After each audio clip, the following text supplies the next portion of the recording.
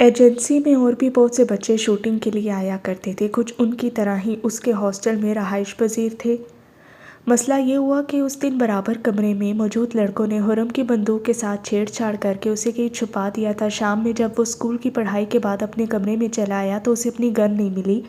اس نے double bed تلے، اپنی اسٹڈی کے دروازوں میں اور ایک عدد مشترکہ الماری میں ہر جگہ تلاشنے کے بعد مایوسی اختیار کر لی۔ طالوت نے اسے حسب عادت شوٹ کی مشق کے لیے بلایا تو اس کے ہاتھ خالی تھے اور سر شرمندگی سے جھکا ہوا تھا۔ کیا ہوا؟ گن کہاں ہے تمہاری؟ اور اسے یاد تھا کہ اس کا سر مزید جھک گیا تھا۔ طالوت اٹھ کھڑا ہوا اور پھر اس نے زندگی میں پہلی دفعہ خرم کے منہ پر زوردار تھپڑ رسید کیا۔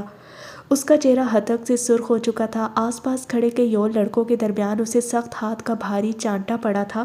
اس چانٹے کا نشان اسے اپنے رخسار پر اب تک محسوس ہوتا تھا۔ اپنے ہتھیاروں کی حفاظت نہیں کر سکتے تو اپنے گھرانے کی اور اپنی کیا حفاظت کرو گے تم؟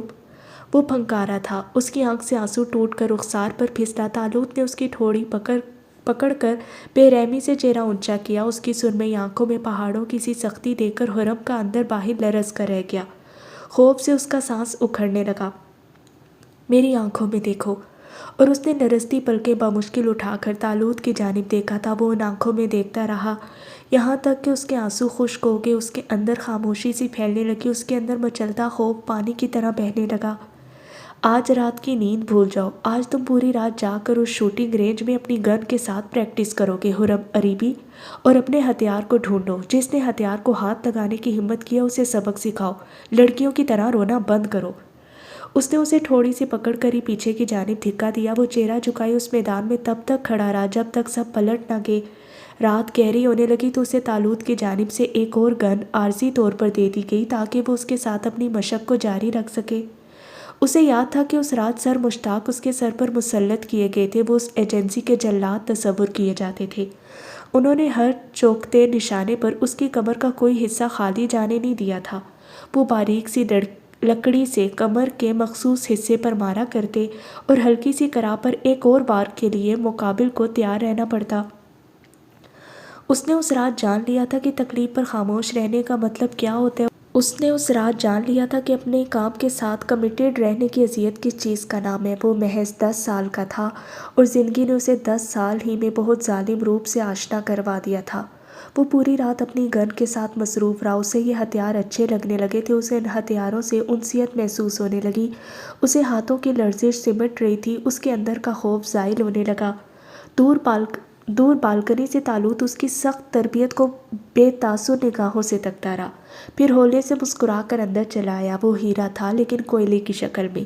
اس کی سخت تربیت اسے تراش کر ہیرے میں تبدیل کرنے والی تھی اور طالوت کو اسے کوئلے سے ہیرا بنتے دیکھنے کی جلدی ہرگز بھی نہیں تھی۔ وہ اس بچے کو مستقبل کا ایک خطرناک شوٹر تصور کرتا تھا اور پھر گزرتے اوقات نے دیکھا کہ زر آباد کی بستی میں اس سے زیادہ ظالم کوئی شوٹر پیدا نہیں ہو سکا۔ اگلے دن اس کے جسم کا ہر حصہ بے طرح درد کرنے لگا تھا۔ وہ اپنے بستر پر دراز ہونے سے قاصر تھا کیونکہ اس کی کمر زخمی ہو چکی تھی اور بعض زخموں سے تو خون بھی رس رہا تھا۔ اس نے شیشے کے سامنے کھڑے ہو کر اپنا ہاتھ شانے کے اوپر سے گھمایا اور بمشکل اپنی پیٹھ پر آئے زخموں پر مرہم لگانے لگا۔ اسے اپنے زخموں پر مرہم لگانے کی عادت ڈالنی ہی تھی۔ تازہ زخموں میں ہوتی جلن کے باعث اس کی آنکھوں میں آنسو سے بھر گئے۔ اس نے آگے جھک کر بیسن کے کناروں کو تھاما۔ اپنے دانت جما لیے۔ وہ نہیں روئے گا۔ وہ رونے کے لیے پیدا نہیں کیا گیا۔ اس کی آنکھیں ضبط سے سرخ پڑنے لگیں۔ یہ وہ پہلا زخم تھا جس پر اس نے مرہم خود رکھا تھا۔ اب اسے آخر تک یہ مرہم خود پر رکھنے ہی تھے۔ بقول طالوت کے جو زخمی ہونے کا ہنر رکھنا جانتا ہو اسے مرہم رکھنے کا ہنر بھی سیکھ لینا چاہیے، کیونکہ زخم اور مرہم ایک دوسرے سے جدا نہیں کیے جا سکتے۔ سارنگ نے اس کی سرخ پشت دیکھی تو اس کی آنکھوں میں آنسو سے بھر گئے۔ زاویار بھی اسی لمحے کمرے میں چلا آیا۔ اس کی پشت کو بغور دیکھا۔ کیا ہوا؟ جلاد، اس نے بے تاثر سا کہا تھا۔ زاویار کے لب اوہ میں سکڑے تھے۔ سارنگ نے آنسو صاف کر کے اس کی پشت کو ایک بار پھر سے دیکھا۔ بہت تکلیف ہو رہی ہوگی نا؟ زاویار اور خرم اس کے بے تکے سے استفسار پر ایک ساتھ ہی آنکھیں گھمائی تھیں۔ کوئی کام ہے تمہیں رونے کے علاوہ؟ زاویار نے بیزار سی نگاہ اس پر ڈالی تو سارنگ نے ناراض ہو کر چہرہ ہی پھیر لیا۔ چلو جی، یہی نکلا تھا بس زاویار کے منہ سے۔ میرا ہتھیار نہیں مل رہا۔ پورے کمرے میں دیکھ لیا ہے میں نے، کیا تم لوگوں نے دیکھا؟ اس نے پوچھا تو ان دونوں نے نفی میں سر ہلا دیا۔ وہ دونوں لا علم تھے، حرم جانتا تھا۔ زاویار نے بغور اس کی پشت دیکھی تھی، پھر ہولے سے بولا، برابر والوں کے یہاں دیکھو، تم ایک اچھے شوٹر ہو، بہت سے ٹرینرز جلتے ہیں تم سے۔ اس کی بات پر وہ اور سارنگ دونوں چونکے تھے۔ کیا مطلب؟ اتنے بدھو کیوں ہو تم دونوں؟ وہ تمہیں طالوت کی نگاہوں میں گرانا چاہتے ہیں، جو تم ان کی نگاہوں میں ہو، وہ وہاں اپنا مقام دیکھنا چاہتے ہیں۔ ہوش میں آؤ۔ اس نے ایسی نہج پر پہلے کبھی نہیں سوچا تھا۔ اسی شام وہ دبے قدموں برابر والے کے کمروں کا دروازہ کھولے اندر چلا آیا۔ یہ پہلا کمرہ تھا جو اس نے بنا کسی اجازت کے چھان مارا۔ اسے یاد تھا کہ اس کی پیشانی پر پسینے کی بوندیں ابھری ہوئی تھیں اور سانس بھی چڑھا ہوا تھا، لیکن گزرتے وقت میں اس نے اتنے کمروں کو بنا اجازت کے چھان لیا تھا کہ اب اسے سائے کی طرح کہیں بھی داخل ہوتے وقت دقت کا سامنا نہیں کرنا پڑتا تھا۔ خیر، اس کمرے میں روشنی گل ہونے کی وجہ سے خاصا اندھیرا تھا۔ اس کے ہاتھ لرز رہے تھے، ماتھے پر بار بار پسینے کی بوندیں نمودار ہو رہی تھی، لیکن وہ پھر بھی اپنے اعصاب پر قابو رکھتے ہوئے ایک ایک دراز کھول کر دیکھتا جا رہا تھا، اور پھر آخری دراز میں کپڑوں تلے اسے اپنا ہتھیار مل ہی گیا۔ اس نے جیسے ہی ہاتھ بڑھا کر اسے اٹھایا، کسی نے کمرے کی بتیاں روشن کر دی، پھر انہوں نے آؤ دیکھا نہ تھا اسے گھسیٹ کر راہداری میں لے آئے۔ وہ اس سے عمر میں بڑے اور تگڑے لڑکے تھے، حرم ان کے مقابلے پر کمزور تھا، اور پھر دور سرے پر زاویار سارنگ کے ساتھ نمودار ہوا تھا۔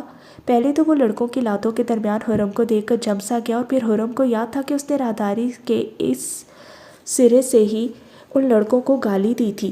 وہ بہت خراب گالی تھی، لیکن وہ زاویار تھا نا، اس سے کچھ بعید نہیں تھا۔ پھر وہ بھاگتا ہوا آگے آیا اور اچھل کر ایک لڑکے کو ایسی لات ماری کہ وہ اپنے ساتھی سمیت اڑتا ہوا دور جا گرا تھا۔ اس نے حرم کے گریبان پر جھکے لڑکے کو مار مار کر ادموا کر دیا تھا۔ حرم بھی اٹھ کھڑا ہوا اور پھر اس نے بھی اپنی مٹھیاں بند کر لی۔ انہیں گھما گھما کر مارتے ہوئے اس نے ان لڑکوں کے چہرے سرخ کر دیے تھے۔ کسی نے ان کی ہاتھا پائی کی شکایت طالوت سے کر دی تھی۔ وہ اگلے ہی پل میں لٹکی سیٹی بجاتے ہوئے راہداری میں نمودار ہوا تھا۔ راہداری کی حالت قابل دید تھی۔ سارنگ کے ہاتھ میں کرسی تھی جو اس نے مقابل ساتھی پر بلند کر رکھی تھی۔ اس کی ناک سے خون نکل کر لبوں پر لگ گیا تھا۔ زاویار ایک لڑکے پر بیٹھا اس کے چہرے کو مکوں سے مسخ کر دینے پر تلا ہوا تھا، اور حرم اس نے ایک لڑکے کو حلق سے پکڑ کر دیوار سے لگا رکھا تھا۔ ایک مکہ جو ابھی اس نے مارنا تھا وہ ویسے ہی فضا میں معلق رہ گیا۔ طالوت نے بے حد ٹھنڈی نگاہوں سے ان سب کو دیکھا۔ یہ لڑکوں کا ہاسٹل تھا اور بلا شبہ یہاں ایسے جھگڑے ہوتے رہتے تھے۔ حرم، سارنگ اور زاویار تینوں میرے آفس میں ابھی کے بھی آئے۔ کچھ ہی دیر میں وہ تینوں اپنے پھٹے ادھڑے گریبان لیے بہتے خون کی آستینوں سے رگڑتے طالوت کے آفس میں اس کے سامنے کھڑے تھے۔ یہ سب کیا بےہودگی تھی؟ یہ بےہودگی انہوں نے شروع کی تھی۔ سب سے پہلا جواب حرم کی جانب سے موصول ہوا۔ طالوت نے محظوظ نگاہوں سے دیکھا تھا اسے۔ یہ لڑکا تبدیل ہو رہا تھا، یہ وہ بن رہا تھا جو طالوت اسے بنانا چاہتا تھا، اور پھر ختم ہم نے کر دیا۔ ختم کرنے والی کی ہی جیت ہوتی ہے۔ یہ جواب زاویار کی جانب سے ملا تھا۔ ایسا جواب اسی کی جانب سے آ سکتا تھا۔ اس نے سر ہلا کر سمجھتے ہوئے نگاہیں ڈرے سہمے سے سارنگ کی جانب پھیری۔ میں نے کچھ نہیں کیا ہے سر، یہ دونوں مجھے خراب کر رہے ہیں، مجھے ان کے ساتھ نہیں رہنا۔ بالکل۔ طالوت نے مسکرا کر ایک بار پھر سے سر ہلایا تھا، پھر ان تینوں کی جانب باری باری دیکھا۔ 10 راؤنڈ آؤٹ ڈور سینٹر کے، اور رات کا کھانا بند۔ اب آپ تینوں جا سکتے ہیں۔ اور وہ تینوں سر جھکائے پلٹ آئے تھے۔ سارنگ ایک بار پھر سے روتا ہوا ان دونوں کو کوس رہا تھا۔ زاویار نے اسے گردن سے دبوچ کر خود سے قریب کیا۔ چھوڑو مجھے، اپنا منہ بند رکھو، نہیں تو ان لڑکوں سے زیادہ ماروں گا تمہیں، سمجھے؟ اس نے اپنی قطعی آنکھوں سے اسے گھور کر دیکھا اور پھر اس کی گردن کو جھٹکا دیا تو سارنگ سہم سا گیا۔ ان سے 2 قدم آگے چلتا حرم نے سر ہلایا تھا۔ ان 2 گدھوں کے ساتھ جانے وہ کیسے رہنے والا تھا؟ دن چڑھی جھلستی دھوپ تلے وہ تینوں گراؤنڈ کی دوڑ لگا رہے تھے۔ سارنگ تو ہر 2 راؤنڈ بعد وقفہ لیا کرتا تھا، لیکن حرم اور زاویار کے اندر بھری توانائی ناقابل یقین تھی۔ اس رات وہ اپنے خالی معدوں کو ہاتھ سے پکڑے بستروں پر لوٹ رہے تھے، بھوک بھوک بھوک۔ تم 2 جنگلیوں کی وجہ سے میں بھی کھانے سے محروم رہا ہوں، وہ ایک بار پھر سے کرا رہا تھا۔ زاویار حرم کے بستر پر کود پڑا۔ کیا ضرورت تھی اپنی منحوس گن کو یوں چوراہے پر رکھنے کی؟ اس نے اپنی ٹانگوں میں حرم کا سر پھنسا کر مروڑا تو وہ کراہا، پھر اس نے اسے بستر سے دھکا دیا تو وہ لڑکتا ہوا زمین پر جا گرا۔ ان دونوں کی ہاتھا پائی پر سارنگ کے پاس اور کوئی چارہ نہیں تھا سوائے اس کے کہ وہ بھی ان کے اوپر کود پڑتا، اور پھر اس نے بھی وہی کیا۔ وہ ان دونوں کے اوپر اپنے بیڈ سے کود گیا۔ وہ تینوں اب زمین پر لوٹ پوٹ ہوتے ہوئے گتھم گتھا تھے۔ پھر ان تینوں نے ایک فیصلہ لیا، ہاسٹل کے مشترکہ باورچی خانے سے کھانا چرا کر کھانے کا فیصلہ۔ لیکن برا ہوا، وہ باورچی ہارون کے ہاتھوں پکڑے گئے۔ ایک بار پھر سے ڈیٹینشن ان تینوں کا انتظار کر رہی تھی۔ سزائیں دینے والے کو شرم آ گیا، لیکن تم تینوں بے شرموں کو ذرا جو حیا آتی ہو۔ یہ جملہ طالوت اب انہیں اکثر کہنے لگا تھا۔ ان کے جسم مضبوطی اختیار کرنے لگے تھے، وہ قد نکال رہے تھے، بڑے ہو رہے تھے، پٹھے اپنی جگہوں پر برابری سے جمے ہوئے تھے۔ ان تینوں کا توازن بہت اچھا تھا، وہ بآسانی گرا نہیں کرتے تھے، دھکا لگنے پر بھی ان کا توازن برقرار رہتا تھا۔ مہینوں میں کبھی وہ اپنے گھر چلے آتے تھے، چند دن ٹہرتے اور پھر واپس اپنی دنیا کی جانب پلٹ جاتے۔ ان کی ڈیٹینشنز بڑھتی جا رہی تھیں اور سب سے زیادہ پینالٹی زاویار کو موصول ہوتی تھی۔ بقول حرم کے اس کے اندر انسانی روح تو ہرگز بھی موجود نہیں تھی، اس کے اندر کسی جن بھوت کی روح نے بسیرا کر رکھا تھا۔ وہ بور ہوتا تو کینٹین میں بیٹھے بیٹھے اپنی ٹانگ کرسی سے ذرا باہر نکال دیتا، سامنے سے بے خبر چلتے لڑکوں میں سے کوئی اس کی ٹانگ کی وجہ سے الجھ کر کھانے کی ٹرے سمیت اوندے منہ جا گرتا تھا۔ پھر کینٹین نہ رہتی، وہ اکھاڑا بن جاتی اور سب بنا دیکھے جانتے تھے کہ اسے اکھاڑے میں تبدیل کرنے والی مخلوق کا نام کیا تھا۔ کہیں لڑکے جھنڈ کی صورت کھڑے ہوتے تو دور سے دیکھنے والوں کو اندازہ ہوتا کہ یقیناً اس جھنڈ کو اکٹھا کرنے والا زاویار سلطان ہی ہوگا۔ اس نے غصے میں آ کر کسی کا دانت توڑ دیا ہوگا یا پھر کسی کی پسلی، شاید دیکھنے والے اثر لیے بغیر شانے اچکا کر گزر جاتے۔ وہ جھگڑے کرنے اور ہاتھوں سے لڑنے میں مہارت رکھنے والا لڑکا مشہور ہو گیا تھا۔ سب لڑکے اس سے اب دبتے تھے۔ وہ ایک بے تاثر سا ابرو اٹھا کر دیکھتا اور پھر سب اپنی پناہ گاہوں کی جانب پلٹ جانے ہی میں عافیت محسوس کرتے۔ حرم ان دونوں سے زیادہ ذہین تھا، اس کی شوٹنگ سکلز اس قدر اچھی تھی کہ اس پوری ایجنسی میں اب کوئی بھی ٹرینی اس کا مقابلہ نہیں کر سکتا تھا۔ Automatic, semi automatic, short guns, rifle, sniper, revolver, pistol, غرض یہ کہ اسے چھوٹے سے چھوٹا اور بڑے سے بڑا ہتھیار ہینڈل کرنا آتا تھا، اور یہ اس نے ایک رات کی محنت سے ازبر نہیں کیا تھا۔ ان ہتھیاروں کے ساتھ اچھا ہونے کے لیے اس نے اپنی زندگی کی بیشتر راتیں کالی کی تھیں، کیونکہ مہارت تو خون پسینے کے بعد ہی رگوں میں دوڑا کرتی تھی۔ اس کا تعلق کسی سست اور نکمے انسان سے ہو ہی نہیں سکتا تھا۔ زاویار کو ہتھیاروں میں کبھی اتنی دلچسپی نہیں رہی تھی، اسی لیے وہ اس ایجنسی کا شوٹر نہیں بلکہ فرسٹ فائٹر تصور کیا جانے لگا۔ اس کے ہاتھوں میں فولادی طاقت تھی، اس کے مکے کھانے کے بعد کئی لڑکوں کے جبڑے اگلے کئی دنوں تک ہلتے رہتے تھے۔ اور ایک سارنگ تھا کہ جسے جانوروں کو اپنے چھوٹے سے کمرے میں لا کر رکھنے کے علاوہ کوئی کام ہی نہیں تھا۔ ہمیشہ اس کا اور زاویار کا جانوروں پر جھگڑا ہوا کرتا۔ زاویار اسٹڈی ٹیبل پر بیٹھا ہوتا اور دراز سے جھک کر قلم نکالنے لگتا تو دراز سے ایک عدد چوزا برآمد ہو جاتا۔ وہ اپنے جوتے ڈھونڈنے بستر تلے جھکتا تو بلی کا بچہ اس کے جوتے میں منہ مارے کھانا کھا رہا ہوتا۔ وہ جوتا اٹھاتا اور سیدھا سارنگ کے سر پر دے مارتا، لیکن پھر بھی وہ اپنی عادت سے باز نہیں آتا تھا۔ غرض یہ کہ جب تک وہ اس ایجنسی میں مقیم رہے تب تک ان کے کمرے میں کبوتر، بلیاں، کتے، چوزے اور رنگ برنگ کی چڑیاں نے بسیرا کر رکھا تھا۔ جہاں سارنگ وہاں جانور، جہاں جانور وہاں سارنگ۔ حرم اور زاویار کو اپنے اندر جانوروں کے ساتھ رہنے کی عادت ڈالنی ہی پڑی۔ اب ان کے ارد گرد کبوتر اڑ رہے ہوتے، چوزے ان کے پیروں تلے آ کر مرتے مرتے بچتے، بلیاں ان کے سر پر ناچ رہی ہوتی لیکن ان کی مجال تھی کہ آواز نکال سکتے۔ اور ایک دن تو حد ہی ہوگی، حرم اپنے یونیفارم کے کوٹ سے پین نکالنے کے لیے ہاتھ ڈالنے لگا تو اندر سے اس کے ہاتھ میں خرگوش کا بہت پیارا سا بچہ آ گیا۔ یقیناً سارنگ نے وہ جلد بازی میں اس کے کوٹ کی نظر کر دیا تھا۔ وہ خرگوش اتنا چھوٹا اور نرم تھا کہ حرم کلاس چھوڑے اسے دیکھنے لگا۔ آہستہ آہستہ ساری کلاس اس ننھے خرگوش کی جانب متوجہ ہوگی۔ سر مشتاق چلا رہے تھے لیکن خرگوش بہت پیارا تھا، وہ چلاتے رہتے ان سب کی بھلا سے۔ پھر زیادہ کچھ نہیں ہوا، وہ اس ننھے خرگوش کے ساتھ دھوپ میں کھڑا کر دیا گیا اور پھر بہت آہستگی سے اس کے ساتھ زاویار بھی آ کھڑا ہوا۔ اس نے چہرہ پھیر کر اسے دیکھا تھا۔ کیا نکلا تمہاری جیب سے؟ چڑیا۔ اور پھر دیکھتے ہی دیکھتے سارنگ بھی ان دونوں کے ساتھ سزا میں آ کھڑا ہوا تھا۔ وہ ان کے پوچھنے سے پہلے ہی بتانے لگا، میرا کبوتر پیچھے آ گیا تھا میرے، پھر کچھ نہیں ہوا۔ سر رمیش کمار کی وگ لیے وہ پوری ایجنسی میں گھومتا رہا۔ حرم اور زاویار ہنستے ہنستے گرنے لگے تھے۔ ان تینوں کو دور سے دیکھتا طالوت بہت ہولے سے مسکرایا تھا، وہ تینوں اس کی محنت کا ثمر تھے۔ سارنگ منظر عام پر آ کر کام کرنے والا انسان نہیں تھا، وہ کمپیوٹرز کے ساتھ اچھا تھا، اسے ہمیشہ اسکرین کے پیچھے کا کام ہی دیا جاتا جو جس چیز میں دلچسپی رکھتا تھا۔ طالوت نے ان تینوں کو اسی نہج کی جانب موڑ کر انہیں تیز دھار خطرناک سے ہتھیار میں تبدیل کر دیا تھا۔ 10 سال تک وہ اس ہاسٹل میں اکٹھے رہے تھے۔ 10 سالوں نے انہیں معصوم سے عمیق بنا دیا تھا، گہرا بنا دیا تھا، قابل بنا دیا تھا۔ اب وہ طالوت کے ساتھ اکثر بیٹھ کر چائے پی رہے ہوتے۔ وہ بوڑھا ہونے لگا تھا اور اب ان تینوں سے بے حد مانوس بھی ہو چکا تھا۔ وہ تینوں اپنے گھروں کی جانب پلٹتے تو طالوت کو اس ایجنسی میں خاموشی کچھ زیادہ ہی محسوس ہونے لگتی تھی۔ وہ تینوں اس ایجنسی کا فخر تھے، وہ اس ایجنسی کا خون پانی تھے، وہ اس ایجنسی کی جان تھے۔ ان تینوں نے اپنی عمروں کے ساتھ زندگی کے 20ویں سال میں قدم رکھ دیا تھا۔ وہ بچے جو گرد سے اٹے لباس لیے، پھٹی چپلوں اور میلے کچیلے سے اس ایجنسی میں داخل ہوئے تھے، اب خاصے بدل چکے تھے۔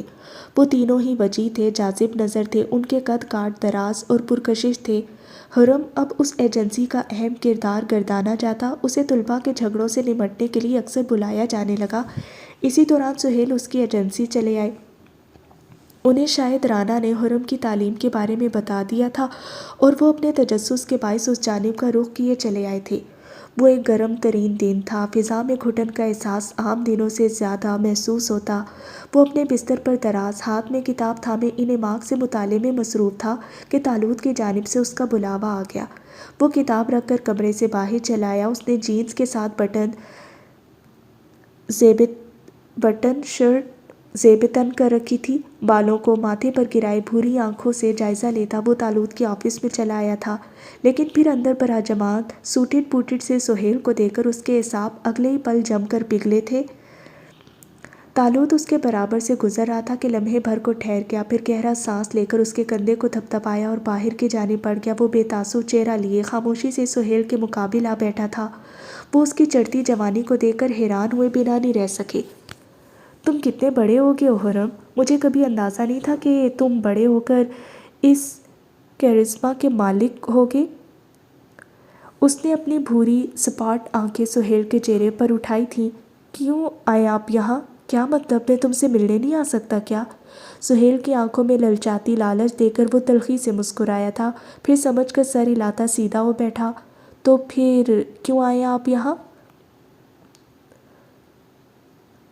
اس نے اپنا سوال ایک بار پھر دہرایا تھا۔ سہیل آگے ہو بیٹھے۔ انہیں حرم چاہیے تھا، انہیں اپنا بزنس آسمانِ دنیا تک پہنچانے کے لیے اس ذہین آنکھوں والے لڑکے کی ضرورت تھی۔ میں نے کہا نا کہ سچ، مجھ سے صرف سچ بولیں آپ۔ اس نے اتنی قطعیت سے سہیل کی بات کاٹی تھی کہ وہ چند پل کے لیے اسے دیکھ کر رہ گئے تھے، پھر وہ کھنکار کر پیچھے ہو بیٹھے، کوٹ کا بٹن بند کیا۔ تمہیں لے جانے آیا ہوں میں اپنے ساتھ۔ حرم کرسی پر پیچھے ہو بیٹھا، پھر کئی لمحات تک سہیل کو خالی خالی سا تکتا رہا۔ نہیں جانا مجھے حرم، میں باپ ہوں تمہارا۔ اتنے سالوں میں یاد آ گیا آپ کو کہ آپ میرے باپ ہیں؟ وہ ایسا طنز تھا کہ سہیل کے لب اگلے ہی پل پھینچ سے گئے۔ مجھے تمہاری ضرورت ہے، مجھے بھی آپ کی ضرورت تھی۔ اس کی آنکھیں گلابی پڑنے لگیں، اسے اپنے بچپن کا ہر محروم لمحہ یاد آنے لگا۔ اس کا دل کیا سامنے رکھا ٹیبل الٹ دے، سہیل کو دھکے مار کر اپنی ایجنسی سے اٹھا کر باہر دھکیل دے، لیکن وہ ایسا نہ کر سکا۔ اس نے ہتھے پر رکھی مٹھی بھینچ دی۔ میں جانتا ہوں میں نے غلط کیا، آپ جانتے ہیں لیکن مانتے نہیں۔ میں مان لوں گا حرم، میں ہر ظلم کا ازالہ کرنا چاہتا ہوں۔ وہ اچھا والا ابرو اٹھا کر ایک بار پھر سے انہیں دیکھنے لگا، اب کہ اس کی مٹھی لبوں پر بند ہو کر جم چکی تھی، سنہری پیشانی پر بہت سے بل بالوں تلے چھپ سے گئے تھے۔ لمحے بھر کو اس کی بھوری کانچ سی آنکھوں میں تمسخر ابھرا تھا۔ کیا ازالہ کریں گے آپ؟ کیا ازالہ کر سکتے ہیں آپ؟ کیا میری بچپن کی تلخ محرومیوں کو خوشگوار سے ایام میں بدل سکتے ہیں آپ؟ ماں جی کی خوبصورت جوانی کو تنہائی کی نظر کرنے کے بعد اب آپ ان کی ڈھلتی عمر میں سہارا بننے چلے آئے ہیں۔ خوب، اس ازالے کی بات کر رہے ہیں آپ، یا پھر اپنی اترتی عمر کے لیے ایک عدد نوکر کی ضرورت آن پڑی ہے آپ کو؟ اصل میں آپ کے ازالے کے بہت سے مفہوم واضح ہو رہے ہیں مجھ پر، میں آپ کے دوغلے پن کی وجہ سے کسی ایک پر یقین نہیں کر پا رہا۔ سہیل کے لب ادھ کھلے رہ گئے تھے اور آنکھیں اس کی نوعمر سے چہرے پر ہی جم کر رہ گئی تھیں۔ جو بچہ دروازے کی اوٹ میں چھپ کر روتا رہا تھا، اس بچے نے اپنے آنسو خشک کرنا سیکھ لیے تھے، اور جو آنسو صاف کرنا سیکھ جائے انہیں کسی کے سہارے کی ضرورت نہیں ہوا کرتی۔ اسے بھی اب سہیل کی ضرورت نہیں رہی تھی۔ وہ اگلے ہی پل سپاٹ نگاہوں سے ان کی جانب دیکھتا اٹھ کھڑا ہوا۔ مجھ سے آئندہ رابطہ کرنے کی کوشش مت کیجیے گا۔ میں آپ کا کوئی چیپ سا پیکج نہیں ہوں جسے آپ جب چاہے آن کر لیں اور جب چاہے اٹھا کر باہر پھینک دیں۔ میں حرم ہوں اور مجھے ان کی ضرورت نہیں ہے جو وقت آنے پر اپنا چہرہ دکھاتے ہیں۔ اس نے سہیل کو بے یقینی میں غرق رہنے دیا اور پھر وہ تالوت کے آفس سے نکل گیا۔ سارنگ اور زاویار دروازے کے باہر ہی کھڑے تھے۔ اس نے ایک نظر ان دونوں کو دیکھا اور پھر اگلے ہی پل آگے بڑھ گیا۔ اسے یاد تھا کہ وہ اس پوری رات گراؤنڈ میں دوڑ لگاتا رہا تھا۔ اس کی بھوری آنکھیں خشک لگتی تھی اور سانسوں میں آج بھی کئی گزرے ایام کا زہر گھل جایا کرتا تھا۔ وہ بھاگ بھاگ کر مر جانے کے قریب ہونے لگا تھا۔ اس کے حلق میں کانٹے ہو گئے تھے۔ جسم ان گرم حبس زدہ سی راتوں میں پسینے سے شرابور ہونے لگا، لیکن وہ نہیں رکا۔ اس کی ٹانگیں درد سے ٹوٹنے کے قریب ہونے لگی تھیں۔ زاویار نے اسے دور سے دوڑتے ہوئے دیکھا اور پھر وہ اس کے سامنے آ کھڑا ہوا۔ اسے دھکا دے کر گرا دیا۔ ایک یہی طریقہ تھا اسے روکنے کا۔ وہ توازن برقرار نہ رکھنے پر اوندے منہ جا گرا تھا۔ زاویار اس کے عین سر پر کھڑا تھا۔ حرم تیش سے اٹھا اور اسے ایک زوردار مکہ مارا۔ یہ مکہ تمہیں اپنے باپ کو مارنا چاہیے تھا، نہ کہ مجھے۔ جواباً اس نے بھی آگے بڑھ کر حرم کو پوری قوت سے مکہ مارا تھا۔ وہ پہلے ہی دوڑ دوڑ کر تھکا ہوا لگتا تھا۔ اس ایک مکے پر پیچھے کی جانب لڑکا۔ کیا تم اپنے باپ کے ساتھ ایسا کر سکتے ہو؟ وہ جو گر گیا تھا اگلے ہی پل اٹھ کر زاویار کو دوبارہ سے مکہ مارا۔ دونوں کے ہونٹ پھٹ چکے تھے اور ان سے خون رس رہا تھا، لیکن وہاں کوئی بھی ہار ماننے کو تیار نہیں تھا۔ انہیں ہار ماننا نہیں سکھایا گیا تھا۔ تم نہیں کر سکتے، تم ان سے پیار کرتے ہو، حرم نے تمسخرانہ سا کہہ کر اپنا پھٹا ہوا ہونٹ آستین سے صاف کیا تھا۔ زاویار نے اسے آگے بڑھ کر ایک اور مکہ مارا تو وہ بری طرح سے زمین بوس ہو گیا۔ وہ اب حرم کے عین اوپر جا بیٹھا تھا۔ اس کا گریبان پکڑے اس نے جیسے ہی اس پر مکہ تانا تو لمحے بھر کو ٹھہر گیا۔ اسے حرم کی آنکھیں گیلی محسوس ہوئی تھی۔ وہ چند پل ٹھہرا رہا اور پھر زیر لب اسے گالی دیتے وہ اس کا گریبان چھوڑے اس کے ساتھ ہی دراز ہو گیا تھا۔ پھولا سانس لیے وہ دونوں آسمان کو تک رہے تھے۔ میں اپنے باپ سے نفرت کرتا ہوں حرم عریبی، اور میں اسے مار مار کر ادموا کرنے کی جرت رکھتا ہوں۔ میں تمہاری طرح بزدل نہیں ہوں۔ حرم کی آنکھ سے ایک آنسو پھسل کر کنپٹی میں جذب ہوا۔ اس کے اندر سانس لیتے خوف نے ایک بار پھر سے سر اٹھایا تھا۔ وہ اکیلا رہ جائے گا، وہ اس بھری دنیا میں تنہا ہو جائے گا، اور وہ پھر کہاں جائے گا؟ بچپن کے خوف کبھی پیچھا نہیں چھوڑا کرتے، ہمیشہ ساتھ رہتے ہیں۔ ہاں، شاید میں بزدل نہیں ہوں، تم ہمیشہ سے بزدل ہی تھے۔ میں اپنے باپ سے نفرت کرنا چاہتا ہوں، اس نے بہت ہولے سے کہا تھا۔ زاویار کو اس کی آواز بے حد زخمی محسوس ہوئی۔ یہی فرق ہے ہمارے درمیان، تم اپنے باپ سے نفرت کرنا چاہتے ہو اور میں اپنے باپ سے نفرت کرتا ہوں۔ تمہیں ڈر نہیں لگتا؟ لگتا تھا، پھر میں نے اپنے ڈر کو نگل لیا۔ ڈر کو نگلنا پڑتا ہے، نہیں تو ایک وقت بعد یہ آپ کو نگل لیتا ہے۔ میرے حلق سے یہ خوف کیوں نہیں اتر رہا پھر؟ کیونکہ تم اپنے خوف کے سامنے کمزور ہو۔ جو کمزور ہوگا وہ اپنے سے طاقتور چیز کو کیسے نگل سکتا ہے؟ ان کے پھولے سانس اپنی معمولی رفتار پر واپس آ چکے تھے۔ سیاہ آسمان پر چھائی سیاہی سمٹنے لگی تھی۔ فجر کا جامنی سا اندھیرا فضا میں گھلنے لگا۔ وہ دونوں میدان ہی میں دراز رہے۔ سارنگ انہیں ڈھونڈتا ہوا آ رہا تھا۔ اس نے ان دونوں کے لیے کھانا بنایا تھا۔ وہ اب ان دونوں کو اس کھانے پر بلانے آیا تھا۔ اور پھر اس صبح تین دوستوں نے فجر کی پاکیزہ سی ٹھنڈک میں آنسوؤں کے خشک نشان لیے۔ کھانا کھایا۔ ایک دوست بھوکا رہ گیا تھا۔ اس کے دوسرے دوست کھانا کیسے کھا سکتے تھے؟ وہ صبح حرم کو بہت بھلی محسوس ہوئی، کیونکہ اس صبح وہ تینوں ساتھ تھے۔ جب وہ تینوں ساتھ تھے تو پھر غم کس بات کا رہ جانا تھا؟ لیکن پھر کچھ چیزیں طے شدہ ہوتی ہیں، ان کا ٹلنا ممکن نہیں ہوتا، اور پھر اسی طے شدہ قسمت نے ان کی دوستی کو بھی متزلزل کر دیا تھا۔ وہ ان دنوں چھٹیوں پر اپنے گھر آیا ہوا تھا۔ اپنی ماں جی کی گود میں سر رکھ کر لیٹے وہ ان سے ان کی کہانیاں سن رہا تھا۔ وہ اکثر یوں ہی ان کی کہانیاں سنا کرتا۔ وہ وقت گزرنے کے ساتھ ساتھ بوڑھی ہونے لگی تھی، ان کی عمر ڈھلنے لگی تھی، لیکن وہ پھر بھی حرم کو روز اول کی طرح ہی روشن لگتی، خوشگوار لگتی۔ انہیں دیکھ کر تازہ پتوں اور بہار کا خیال آیا کرتا۔ وہ اکثر وہ سوچ کر رہ جاتا تھا کہ سہیل نے اس بہار کو کس طرح خزاں کا رخ دے دیا تھا۔ لیکن پھر اچانک ہی منظر میں روشنیاں سی کھل گئیں، روشنی ہی روشنی ہر جانب تحلیل ہونے لگی۔ وہ اس منظر میں ڈوبنے لگا، بلکہ وہ ڈوب گیا تھا۔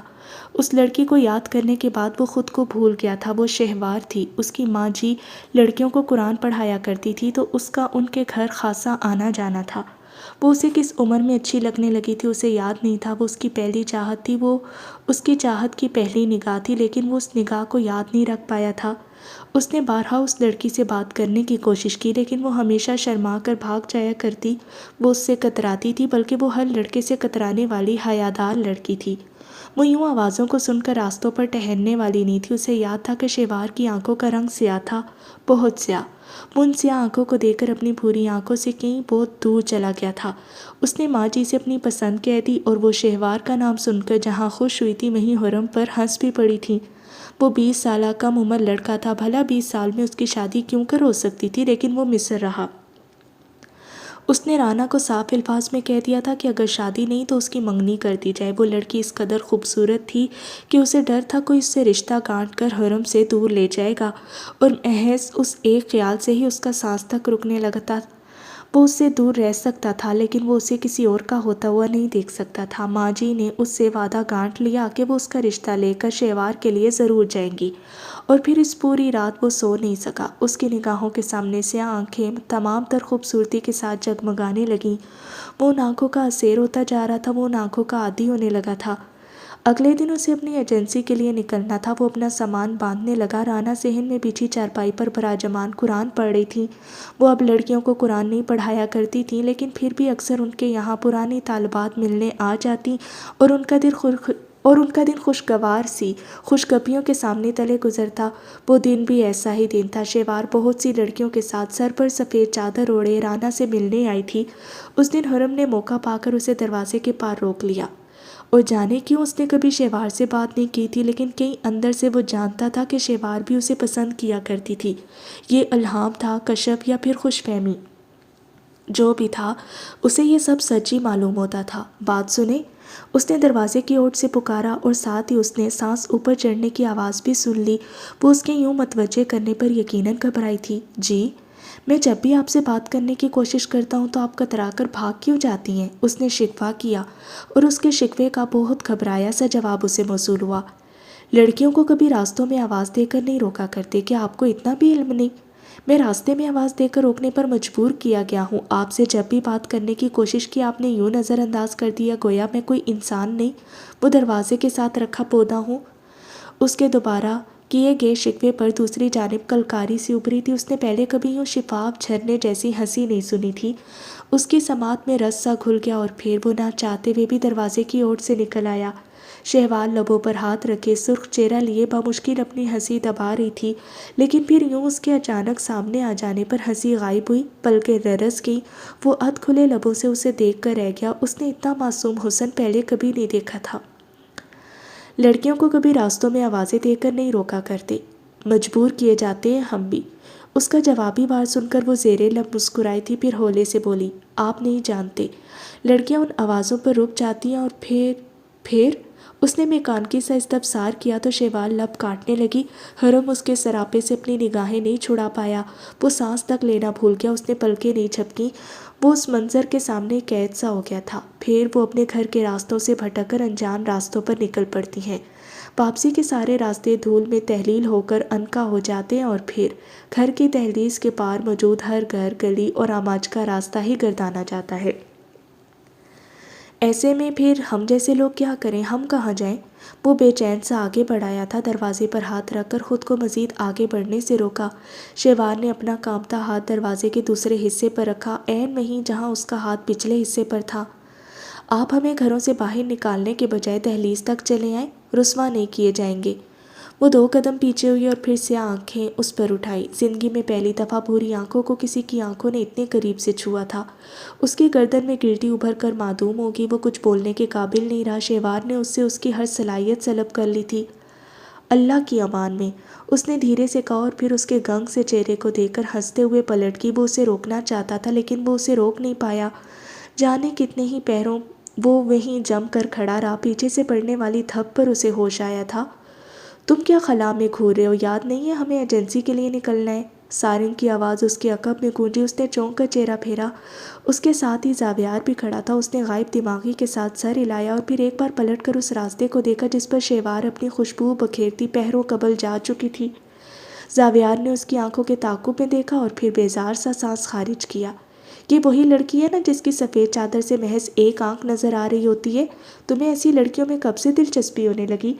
اس کے جلے سے تبصرے پر سارنگ کی جانب سے اسے کندھے پر ایک مکہ پڑا تھا۔ سارنگ نے اسے آنکھوں سے حرم کی جانب اشارہ کیا۔ وہ حرم کے لیے خوش تھا، وہ خوش تو زاویار بھی تھا، لیکن اس خوشی کا اظہار کرنا اس کی سرشت میں شامل نہیں تھا۔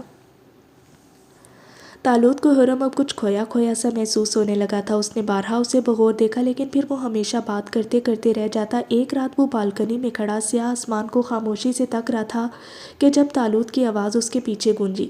کیا ہوا ہے عربی؟ کیا سوچتے رہتے ہو آج کل؟ اس نے ایک نگاہ اپنے پیچھے ڈالی اور پھر سر نفی میں ہلاتے ہوئے دوبارہ آسمان کی جانب دیکھنے لگا۔ کچھ نہیں۔ کہیں محبت تو نہیں کر بیٹھے لڑکے؟ اور اس کا پریشان سا استفسار سن کر حرم سر جھٹکتے ہوئے ہنس دیا تھا۔ محبت ہی ہوئی ہے۔ تالوت کو اپنا جواب مل گیا تھا۔ پھر وہ اس کے برابر آ کھڑا ہوا۔ بات کی تم نے اس سے؟ ہاں۔ کیا جواب دیا اس نے؟ اس کی سرمئی آنکھوں میں جگمگاہٹ سی بھر گئی تھی۔ حرم نے اس کے روشن چہرے کو دیکھا تو مسکرائے بنا نہیں رہ سکا۔ اپنے گھر کا راستہ ازبر کرنے کا کہہ گئی ہے وہ۔ اس نے فاتحانہ سی نگاہیں تالوت کی جانب پھیری تو وہ حیران سا ہنس دیا۔ وہ اس کے لیے خوش تھا، بہت خوش تھا۔ وہ ان تینوں کے لیے ہمیشہ ہی خوش ہوا کرتا۔ رانا بھابھی کو بتایا تم نے؟ ان سے تو بہت پہلے ہی کہہ دیا تھا میں نے۔ وہ ایک بار پھر ہنس پڑا۔ بڑی تیزی سے آگے بڑھ رہے ہو لڑکے۔ خیر، شادی کا کھانا میری جانب سے ڈن کرو اور اپنی زندگی بناؤ۔ اس لڑکی کو خوش رکھنا، اس کی حفاظت کرنا، یہ تو زندگی بھر سے محنت کرتے آ رہے ہو، اسے رائیگاں مت جانے دینا۔ اپنے گھرانے کے لیے محافظ ثابت ہونا۔ اور وہ سر ہلاتا پلٹ آیا تھا۔ اس پوری رات وہ جاگتا رہا۔ شہوار کی سیاہ آنکھیں اس کی آنکھوں پر سایہ پگن رہیں۔ وہ اس سائے تلے ساری رات سرشاری سے بھیگتا رہا اور پھر اگلے ہفتے وہ اس ایجنسی کو خیر آباد کہہ کر پلٹ آیا۔ آج وہ بہت خوش تھا۔ اس کے ہاتھ میں کامیابی کی سند تھی۔ وہ اس سند کو ماں جی کے قدموں میں رکھ دینا چاہتا تھا۔ وہ انہیں باور کروانا چاہتا تھا کہ وہ سرخرو ہو کر پلٹا ہے، وہ سر اٹھا کر پلٹا ہے، وہ نامراد نہیں ہوا، وہ ناکام نہیں ہوا۔ لیکن پھر بستی میں داخل ہوتے ہی وہ تینوں حیران رہ گئے۔ وہاں ہر جانب خون تھا، لاشیں تھیں۔ مغرب کے اندھیرے تلے وہ زندہ سی بستی مردوں کی بستی میں بدل کر رہ گئی تھی۔ وہ ایک خون آلود شام تھی۔ وہ خون میں لت پت زخم شام تھی۔ ان کی بستی پر دہشت گردوں کی جانب سے حملہ کیا گیا تھا، اور وہ ایسا ظالم حملہ تھا کہ جس نے ان کی بستی کو کاٹ کر رکھ دیا تھا۔ وہ تینوں اپنے گھرانوں کی جانب بھاگے، اور پھر دہلیز تک پہنچ کر اس نے ایک ایسے منظر کا سامنا کیا جو اسے زندگی کے اگلے کئی سالوں تک ٹراماٹائز کر دینے کے لیے کافی تھا، کیونکہ دروازے کے عین اوپر ماں جی کی خون آلود کٹی ہوئی کلائیاں پڑی تھیں۔ وہ سڑک پر دونوں ہاتھ رکھے جھکا ہوا تھا۔ اس نے کھینچ کر سانس لیا۔ اس سے زیادہ یاد کرنا اس کے لیے تباہ کن تھا۔ وہ مزید اس شام کی سرخی کو یاد نہیں کر پایا۔ حلق میں بہت سی گرہوں اور آنکھوں میں ہوتی بے طرح کی جلن نے اس کی حالت غیر کر دی تھی۔ اس نے زمین پر ایک گھٹنا موڑ کر اٹھنا چاہا، لیکن وہ پھر بھی اٹھ نہیں سکا۔ اس کے قدموں سے جان سلب ہو رہی تھی۔ وہ رانا کو گزرتے کسی سال میں بھول نہیں پایا تھا۔ وہ اس خوفناک منظر کو اپنی یاد کے پردے سے مٹانا چاہتا تھا، لیکن وہ اس کی یاد کا ایک گہرا اور خون آلود حصہ تھا۔ وہ یاد اس کی ذات کا حصہ تھی۔ وہ اپنے حصوں کو کاٹ کر کیسے پھینک سکتا تھا؟ اس نے لرزتے قدموں سے اٹھنا چاہا، اور پھر بمشکل اپنی سانسوں کو زہر ہونے سے بچانے کے لیے وہ گاڑی میں آ بیٹھا۔ اسے یاد تھا کہ ماں جی کی وہ خون آلود لاش کس قدر گرم تھی۔ انہیں تازہ موت کے گھاٹ اتارا گیا تھا۔ ان کا تازہ خون بہت گرم تھا۔ وہ خون اسے اپنے ہاتھوں پر اب تک محسوس ہوتا تھا۔ اس نے آگے بڑھ کر رانا کا سر اپنی گود میں رکھا۔ وہ رو رہا تھا۔ ان کی کٹی کلائیاں دیکھ کر اس کے آنسو رکنے سے قاصر تھے۔ وہ چیخا اتنی زور سے کہ گھر کی دیواریں لرز اٹھیں۔ اس کے اندر جیسے کچھ ٹوٹ کر ڈوبتا جا رہا تھا۔ وہ چیختا رہا۔ اس کا گلا چیخ کر بیٹھنے لگا۔ حرم نے اس منظر کے یاد آتے ہی سر جھٹکا تھا۔ وہ مزید یہ سب یاد نہیں کرنا چاہتا تھا۔ وہ اس سب سے کہیں بھاگ جانا چاہتا تھا۔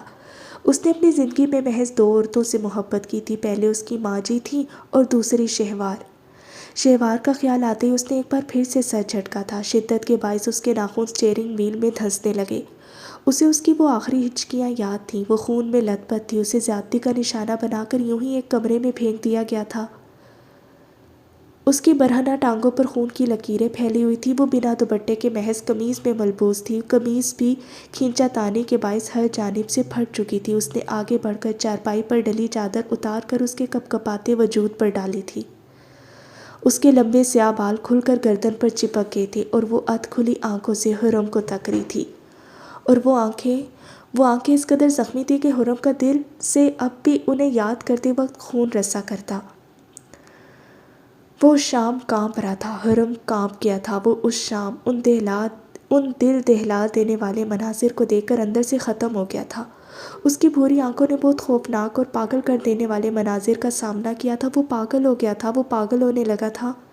وہ لرزتا ہوا شیوار کے سرہانے بیٹھ گیا۔ اس نے شیوار کے خون آلود ہاتھ کو اپنے ہاتھ میں لے کر دبایا تو اس کی ہچکی ابری۔ وہ کپ کپاتے لبوں کے ساتھ شاید اس سے کچھ کہہ رہی تھی۔ حرم کے آنسو اس کے رخسار پر گرتے جا رہے تھے۔ شیوار نے اس کے سفید کرتے کو اپنی مٹھی میں جکڑ لیا۔ میرا بدلہ حرم، حرم۔ اور اس نے موت کی آخری ہچکی لینے کے بعد گردن ایک جانب ڈھلکا دی۔ وہ اس کا گال تھپ تھپاتا ہوا چلا آ رہا تھا۔ وہ اسے اٹھا رہا تھا۔ اس نے بہت خواب دیکھے تھے۔ وہ ان خوابوں کو ایسے چکنا چور ہوتے ہوئے نہیں دیکھنا چاہتا تھا۔ ان خوابوں کی ٹوٹی کرچیاں اس کی آنکھوں میں کھپ گئی تھیں۔ اس نے اپنے بال نوچ ڈالے۔ وہ شیوار کو خود سے لگا کر روتا رہا۔ وہ کس کس کا غم روتا؟ وہ اپنی ماں جی کا غم ہی نہیں سہ سکتا تھا کہ شیوار، وہ بھی اس کے ہاتھوں میں مر گئی تھی۔ اور زاویار اسی دن سے اس کا دشمن بن گیا تھا۔ حرم اپنی ماں جی کے سرہانے جب پاگلوں کی طرح چلا رہا تھا تب اس کے گھر میں زاویار داخل ہوا۔ اس نے زاویار کو شیوار کی جانب بھیجا کیونکہ اس کی امی چند عورتوں کے ساتھ شہر گئی ہوئی تھی۔ زاویار کی ماں بچ گئی تھی، اسی لیے وہ شیوار کو بچا سکتا تھا کیونکہ اسے بالکل آخری لمحات میں گولیاں ماری گئی تھیں۔ لیکن پھر زاویار وہاں گیا ہی نہیں تھا۔ حرم نے جب شیوار کے گھر کا دروازہ پار کیا تب وہاں لاشوں اور زندہ شیوار کے علاوہ کوئی نہیں تھا۔ اس نے ایکسیلیٹر پر دباؤ ڈالتے ہوئے گاڑی کی رفتار تیز کر دی۔ دانت جم گئے، آنکھیں گلابی ہونے لگیں۔ اس کا نقصان اس کے ہاتھوں میں، اس کی آنکھوں کے عین سامنے ہوا تھا۔ اگلے کئی دنوں تک وہ پاگلوں کی طرح اس بستی کی خاک چھانتا رہا۔ وہ پاگل ہو گیا تھا۔ اس کی بکھری حالت اور الجھے بالوں کو دیکھ کر پچھلے حرم کا خیال تو ہرگز بھی نہیں آتا تھا۔ وہ تو کچھ اور ہی بن گیا تھا۔ اس کے دوستوں نے اپنے گھرانے نہیں کھوئے تھے لیکن وہ اپنی زندگی کی حیات سے محروم کر دیا گیا تھا۔ اس نے اسٹیئرنگ وہیل پر غصے سے مٹھی ماری اور پھر گاڑی کا رخ سارن کے کلینک کی جانب موڑ دیا۔ اسے پتہ تھا کہ زاویار اس سمے اسے کہاں ملے گا۔ نازنین گھر میں داخل ہوئی، پھر خاموشی سے کمرے میں چلی آئی۔ اس کے اندر بے پناہ تھکن نے بسیرا کر لیا تھا۔ وہ سونا چاہتی تھی، ایک لمبی پرسکون نیند لینا چاہتی تھی۔ وجدان نے اس کے کمرے کا دروازہ ہولے سے بجایا اور پھر آہستہ سے جو ہی دروازہ وا کیے اندر جھانکا تو نازنین کی انتہائی تھکی تھکی سی آواز ابھری، میں سونا چاہتی ہوں وجی۔ وہ اسے بھی پوری بات کی تفصیل بتانے کی ہمت نہیں رکھتی تھی۔ وجدان نے سمجھ کر سر اس بات میں ہلایا اور پھر دروازہ بند کیے واپس پلٹ گیا۔ وہ خاموش نگاہوں سے چھت کو تکتی رہی۔ کون تھا وہ؟ کس نے مدد کی تھی اس کی؟ اور وہ لڑکا جو پھنسی کو مار رہا تھا وہ وہاں کیوں موجود تھا؟ اس کے آس پاس چل کیا رہا تھا آخر؟ اور اگر کچھ نہیں چل رہا تھا تو اسے ایسا کیوں محسوس ہو رہا تھا جیسے کوئی اس کے پیچھے ہے، کوئی اس کی تاک میں ہے، کوئی گھات لگائے بیٹھا ہے، کوئی اس پر جھپٹنے کے لیے تیار ہے۔ اتنے سالوں سے یہ احساس ختم ہو گیا تھا لیکن کچھ دنوں سے وہ خود کو بہت غیر محسوس کرنے لگی تھی۔ وہ اس خوف کی جانب واپس نہیں پلٹنا چاہتی تھی، وہ اب آگے بڑھنا چاہتی تھی۔ کم از کم وہ وجدان اور امی کے لیے کچھ کرنا چاہتی تھی۔ اس نے گہرا سانس لیا اور پھر اٹھ کر لباس تبدیل کیا، وضو بنایا اور اندر چلی آئی۔ صوفیہ برآمدے میں تخت پر براجمان کباب کے آمیزے کو بنا بنا کر گول سی تھالی میں رکھتی جا رہی تھیں۔ اسے ان کبابوں کو دیکھ کر یاد آ گیا کہ کل اس کے رشتے کے لیے بھی کچھ لوگ آ رہے تھے۔ لمحے بھر کو وہ عادت سے مجبور ہو کر کراہی تھی۔ صوفیہ نے چہرہ اٹھا کر اسے دیکھا۔ کل کون سا جوڑا پہنو گی نازو؟ وہ بہت خوش تھیں۔ ان کے تمتماتے چہرے کو دیکھ کر ہی نازنین کی تھکن کندھوں سے اترنے لگی۔ وہ مسکرا کر پاس چلی آئی، پھر ان کے ساتھ تخت پر بیٹھ گئی۔ کچھ بھی پہن لوں گی امی؟ نہیں، یہ کچھ بھی ہے کا وقت نہیں ہے، کچھ بہت اچھا سا پہننا، وہ والا پہننا جو تم نے پچھلے مہینے سلوایا تھا، ہلکے گلابی رنگ کا۔ وہ ان کی معصومیت بھری فکر پر مسکرا کر اس بات میں سر ہلانے لگی تھی، جیسا آپ کہیں امی۔ ایسا رویہ نہ رکھو جیسے تم میری ہر بات مانتی ہو، انہوں نے کہا تو اس کی ہنسی بے ساختہ ہی ابھری، پھر خفا نگاہوں سے ان کی جانب دیکھا۔ کب بات نہیں مانی میں نے آپ کی؟ یہ بتاؤ مانی کب ہے؟ جب کی ہے اپنی من مانی ہی کی ہے تم نے۔ اب رشتے کے لیے حامی بھر تو چکی ہوں، کیا چاہتی ہیں آپ، انکار کر دوں؟ اور صوفیہ اس کے استفسار پر اسے بے یقینی سے دیکھ کر رہ گئی تھی۔ یہ لڑکی، کیا کریں وہ اس کا؟ انہوں نے پرات ایک جانب رکھی اور پھر متفکر سی آنکھیں اس پر جمائیں۔ کچھ الٹا سیدھا مت کرنا نازو، کل بہت اچھے سے رہنا ہے تم نے ان کے سامنے، میں یہاں تمہارا رشتہ واقعتاً کرنا چاہتی ہوں۔ سوچو تم اپنے گھر میں خوش ہوگی، وجدان اپنی پڑھائی کر کے کچھ بن جائے گا، میں اپنے نواسا نواسیوں کے ساتھ وقت گزار لوں گی، سب معمول پر واپس آ جائے گا بیٹا، ہماری زنگ لگی زندگیوں میں روانی سی آ جائے گی۔ وہ چند پل ان کی بوڑھی فکر مند سی آنکھیں دیکھے گئی تھی، پھر اداسی سے مسکرا کر ان کا ہاتھ دبایا۔ سب اچھا ہوگا امی، میں کچھ خراب نہیں ہونے دوں گی، آپ میرے لیے دعا کیجیے گا۔ آہا، اور ابھی جب مجھے بات کرنی تھی تو پھپھو بہت تھک گئی تھیں، جب رشتے کی بات آئی تو پھپھو کی ساری تھکن اڑن شروع ہو گئی۔ وہ یکدم بولتا ہوا آ کر تخت پر اس کے برابر میں بیٹھ گیا تھا، ساتھ ساتھ اس نے تھالی سے کباب کا مسالہ بھی اچکا تھا۔ صوفیہ کی جانب سے اس کے ہاتھ پر تھپڑ بھی پڑ چکا تھا۔ ہر لڑکی اپنے رشتے کے لیے خوش ہوتی ہے، آپ زیادہ جیلس نہ ہو محترم وجدان انصاری۔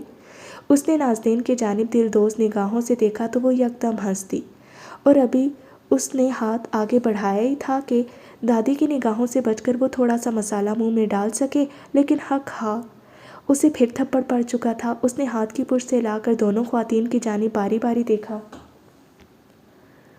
میری تو کسی کو ضرورت ہی نہیں ہے۔ بالکل ہے، میری شادی میں لہنگا پکڑنا ہے تم نے، بس لہنگا پکڑوانے کے لیے رکھا ہوا ہے آپ نے، جانتا ہوں میں۔ اور وہ صوفیہ سمیت ایک بار پھر سے ہنس پڑی تھی، پھر اٹھ کھڑی ہوئی، دوپٹہ چہرے کے گرد لپیٹنے لگی۔